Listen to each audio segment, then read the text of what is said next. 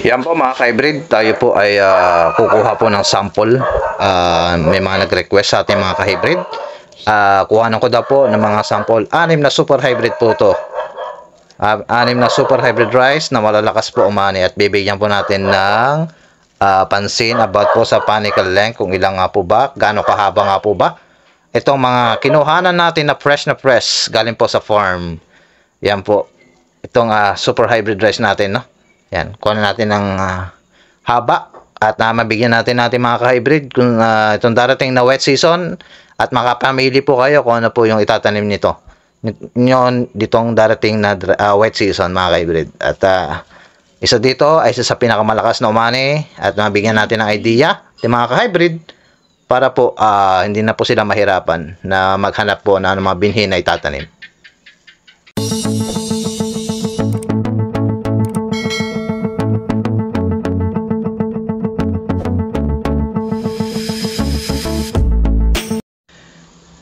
Yon, what's up mga ka-hybrid at mga ka-farmers natin dyan. Lakbay Farm Vlog, nagbabalik muli sa aking YouTube channel. At kung bago ka lang sa aking YouTube channel, huwag mo kalimutan mag-subscribe. Pakihit na rin po ang notification bell para lagi po kayong updated sa mga bagong uploads at mga videos natin. Okay, for today's video mga ka-hybrid, at magkukumpara tayo ng panicle length.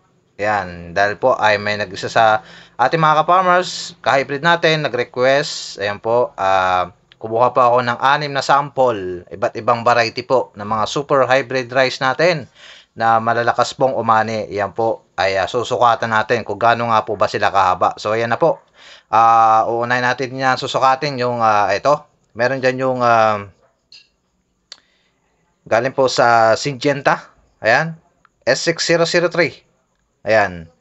At Longping 937. At Jackpot 102. Longping 908. At SL39. At SL12 ng SL Agritech.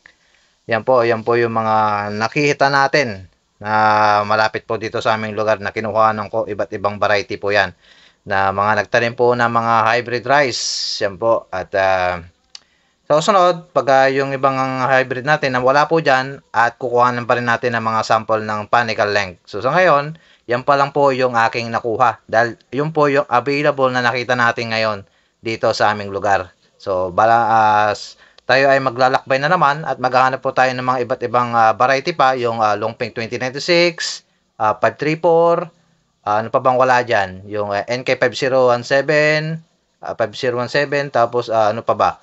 Longping, iba pang bagong Longping ngayon, 205, yan. Hindi natin nakuhanan that medyo may kalayuan po yan mga ka-hybrid.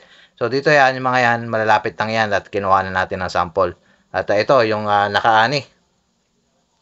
SL12 ay talagang ito yung talagang umatigabong marami po ang na-harvest dito po sa ano na yan, SL12 na yan.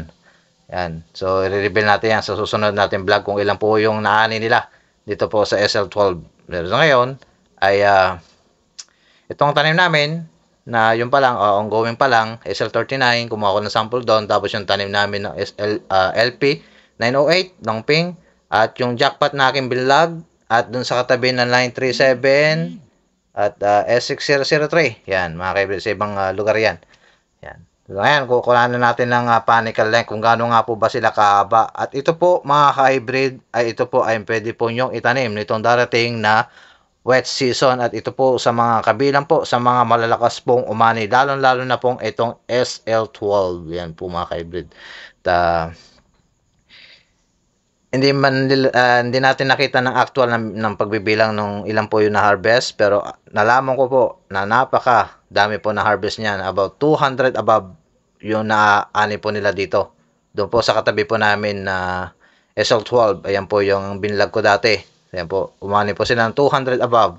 So ito, ongoing pa lang sa amin, so mga kailangan po ba. Tapos ito ay next vlog ko ay re-reveal ko po yung aming naani dyan. So tapos na po kami nakapag-harvest dito sa Longping 908. At jackpot, hindi pa rin tapos.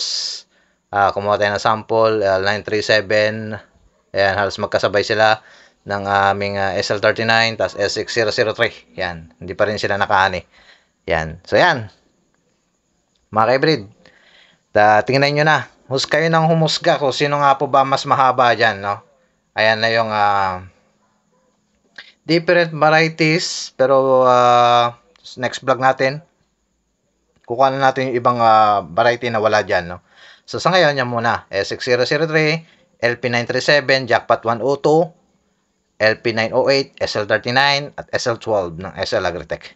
Yan po. At sisimulan na natin yan. Kayo na mas mga kaibrid kung sino nga po ba mas mahaba dyan. Ayan. Ayan. Yan mga kaibrid ay pwede nyo pong itanim nitong darating na wet season kasi alam nyo naman na talagang kahit anong variety nating itatanim, inbred, hybrid man, kung ang ito yung palagi nating sinasabi sa ating mga ka-hybrid, mga ka-farmers natin. So, dapat maging handa tayo sa lahat ng mga oras, ano man po itanim natin. At kahit anong variety po yan, kung ang bagyo po ay dumapo po sa sentro ninyo, wala po talaga tayong magagawa dyan. Kahit inbred man yan, hybrid man yan, dadapa at dadapa pa rin yan. Kahit po ang resistant ay talagang napakatindi ng kanyang puno. Resistant siya sa lodging, etc. Talagang ang bagyo ay malakas, signal number 3, talagang dadapa po yun. So, ang countermeasure po natin, agapan po natin, talian na lang po natin para po hindi po ito bumabad sa tubig. So, yan po mga ka-hybrid. Pero ito, pagka, halimbawa naman, ang bagyo, hindi naman po, panay po ang ulan, hindi naman po pabago-bagong panahon, hindi naman po ganun kalakas ang hangin, asahan nyo pong itong mga to, yan na 6 na super hybrid rice na yan, talaga po, yan po ang panalo sa inyo. Ani po ng sobra-sobra sa inyo mga ka-hybrid. So yan, dako na tayo mga ka-hybrid at susukatan na natin sila ng panical length kung sino po ba ang mas lamang pagdating po sa pahabaan. Yan mga ka-hybrid. So yan, unahin natin muna dito sa S6003. Yan, malalaman natin ngayon mga ka-hybrid, no? Ayan. So yan, S6003. Simulan natin dito. Yan. Hanggang sa kanyang sa pagtubo. Ayan. So, umabot po siya ng 29 cm po mga ka-hybrid. Yan. 29 cm. Yan. Pagdating naman po, dito tayo sa LP937. Ayan. So, umabot lamang siya ng 25 cm lang. Ito mga ka-hybrid, no? So, hindi ko may pakita, no? Yan, 25 siya. Ayan, dito siya. 29 plus 25. Ayan. So, dako na tayo sa Jackpot 102. Hindi natin patatagalin to mga ka-hybrid, no? Ayan. Dito tayo sa start ng uhay. Ayan. Ayan. Umabot po ito ng 28. Ayan, 28. Dito naman po sa Longping 908. Dito tayo. Kanyang uhay, ito. Medyo baloktot nga lang, hindi natin na-straight. Yan. So, ito. Umabot po ng 29. 29 din. Para siya na ng S6003. Yan. So, dito tayo sa SL39. Op, mahaba. Umabot po ito ng, kung tutusin, ang ano niya, uhay niya, ayan. Yan, hanggang dito pa yan eh. So, 29, 31, halos 32. Mahaba siya. Oh. Yan po, ang kanyang pagtubo rito, hanggang dito yan.